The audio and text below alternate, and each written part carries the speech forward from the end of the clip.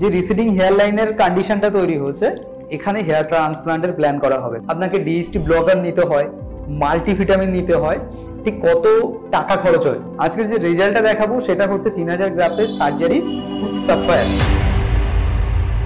নমস্কার, আজকে কথা বলবো চুলের সার্জারি সেই প্রসেস নিয়ে, যে প্রসেসে হেয়ার ট্রান্সপ্লান্ট করলে আপনি একটা ভালো রেজাল্ট পেতে পারবেন এবং একটা ভালো ডেন্সিটি পেতে পারবেন।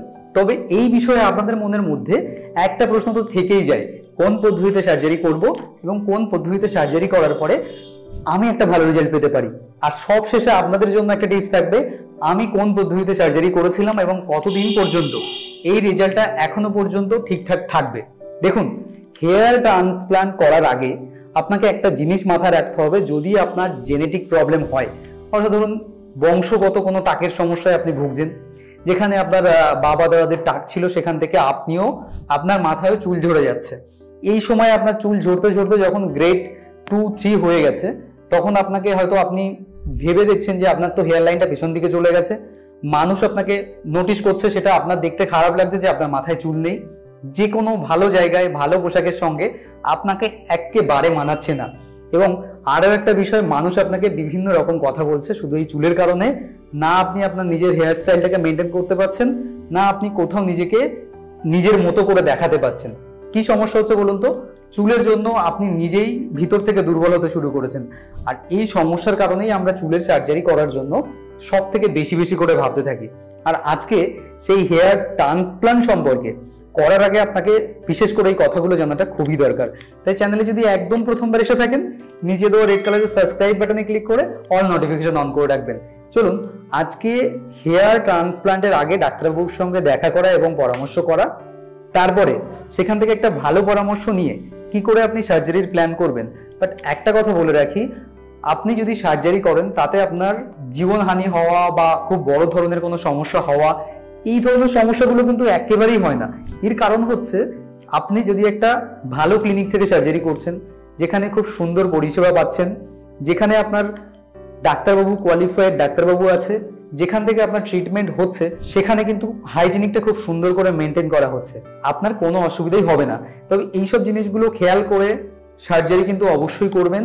আর সার্জারির পরে হেয়ার ট্রান্সপ্লান্টের রেজাল্টটাকে মেনটেন করার জন্য ঠিক কত টাকা খরচ হয়, এই প্রশ্নটা আপনাদের মধ্যে।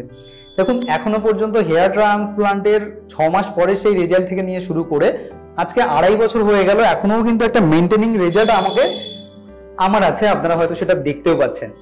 এইরকম একটা রেজাল্ট আজকে একটা পেশেন্টের কন্ডিশনও আপনাদেরকে দেখাবো, যেখানে হেয়ার ট্রান্সপ্লান্টের জন্য প্ল্যান করার আগে হেয়ার ট্রান্সপ্লান্টের যে রিসিডিং হেয়ার লাইন, প্রত্যেকটা আমারও যেমন receding hair line male pattern baldness তৈরি হয়েছিল, পেশেন্টেরও ঠিক সেম কন্ডিশন ছিল, রিসিডিং হেয়ার লাইন। দেখুন স্কিনে যে রিসিডিং হেয়ার লাইনের কন্ডিশনটা তৈরি হয়েছে, এখানে হেয়ার ট্রান্সপ্লান্টের প্ল্যান করা হবে। এবার এখানে দেখুন গ্রেড 3 বলনেসের জন্য আইডিয়ালি 3000 গ্রাফটের রিকোয়ারমেন্ট হয়, তবে টেম্পেলটা ক্রিয়েশন করা হয়নি, কারণ পেশেন্টের সেইভাবে টেম্পেলের রিকোয়ারমেন্ট ছিল না।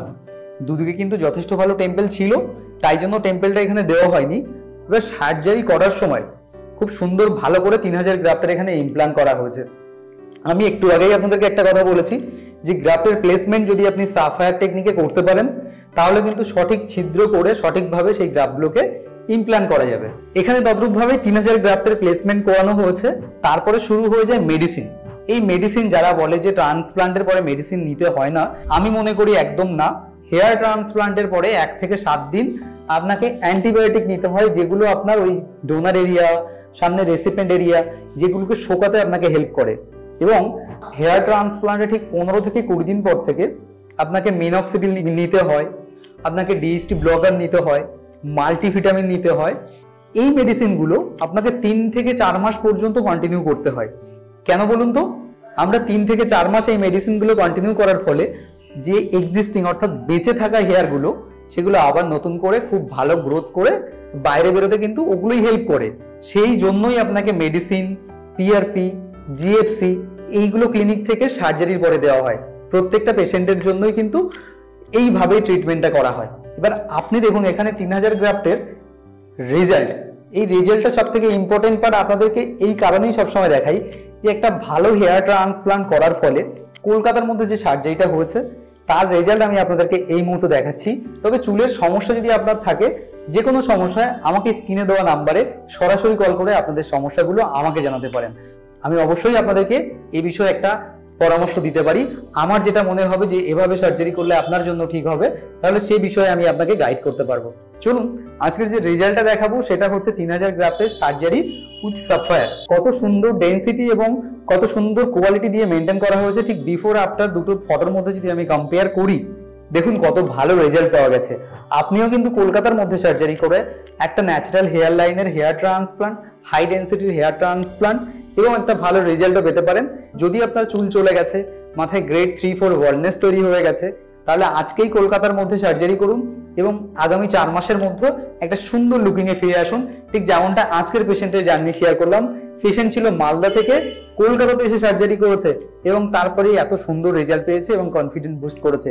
ভিডিওটা কেমন লাগলো অবশ্যই কমেন্ট করে আপনাদের মূল্যবান মতামত জানাবেন। যে কোনো সমস্যার জন্য আমাকে কমেন্ট করতে পারেন। আগামীতে কি ভিডিও আমার থেকে পেতে চাইছেন সেটাও জানাবেন।